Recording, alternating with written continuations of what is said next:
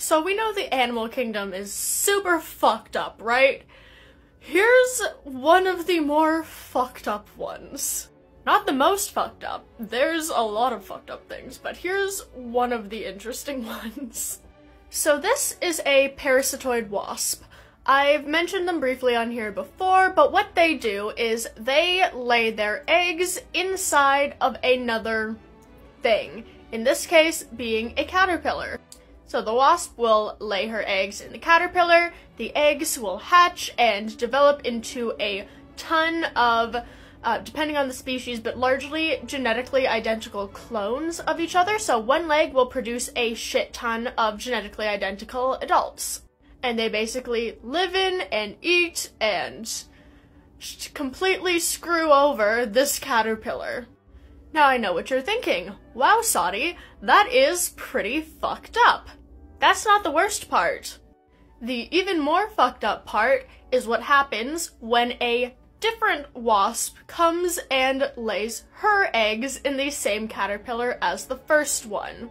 Now, there are two separate broods of parasitic or parasitoid wasp larvae trying to take over this caterpillar, and neither of them wants the other group to be there. Because in the grand scheme, this is not a lot of real estate. The caterpillar does not have a lot of area and nutrients and all that for the larva to develop. So, you want your own progeny and siblings and all that, you want them to succeed, and you don't want those dastardly enemies from the other brood to succeed. So, when there are multiple broods, some of the larvae from both broods will develop into specific soldier larvae, and their only purpose is to go and find and seek out larvae from the opposing brood and kill them. And kill them they do. An all-out turf war ensues within this poor fucking caterpillar between two opposing sides. I was gonna make a Shakespeare joke, but I forgot the name of the houses. Oh, the Capulets and the Montagues. They fucking hate each other. So, eventually, whatever larvae are remaining and haven't been fucking nerfed by the other side will grow, develop into their adult form, burst out of the caterpillar, off to repeat this cycle. Yeah, that's the pretty fucked up part. But wasps are not really the only things that do this. This is the spadefoot toad.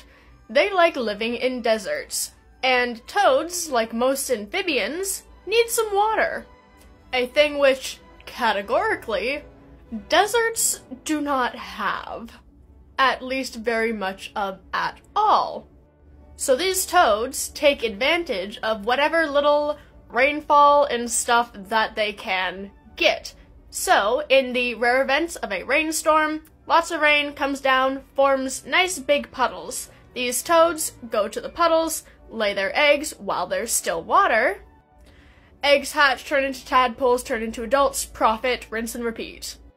So, since this water is a very limited resource, you kind of want it to be mostly for your children, and not the other enemy children. So if these toads are only sharing the pond with their own siblings, that's fine, that's dandy. They just develop as normal, they're vegan, they eat plant matter, they just go live their best life.